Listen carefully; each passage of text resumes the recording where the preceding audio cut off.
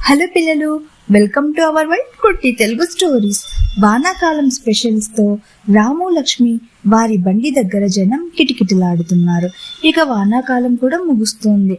ఇప్పుడు చలికాలం మొదలవుతుండగా ఊరి జనాలంతా చలికాలంలో ఏం స్పెషల్ గా వండుతారో అని ఆతృతగా ఎదురు చూస్తున్నారు. అలా చలికాలం మొదలవ్వగా వారి బండి దగ్గర జొన్న రొట్టెలకు నాటుకోడి పులుసును రుచిగా వండి అమ్ముతుండేవారు. అలా వేసవి కాలం మొదలైంది. ఆ వేసవిలో చల్లని నిమ్మరసం, పుచ్చకాయ జ్యూసు తయారు చేసి అమ్మడం మొదలు పెట్టారు. వాటి కోసం జనాలు క్యూలో నిలబడ్డారు. కొన్ని నెలల్లోనే వారి పరిస్థితి పూర్తిగా మారిపోయింది. అప్పులు తీరిపోయాయి. రాము ముఖంలో మళ్ళీ నవ్వు వచ్చింది. ఇప్పుడు గ్రామ ప్రజలంతా ఆ రుచి మళ్ళీ మళ్ళీ కావాలంటే ఆ సీజన్ వరకు ఎదురు చూడాల్సిందే.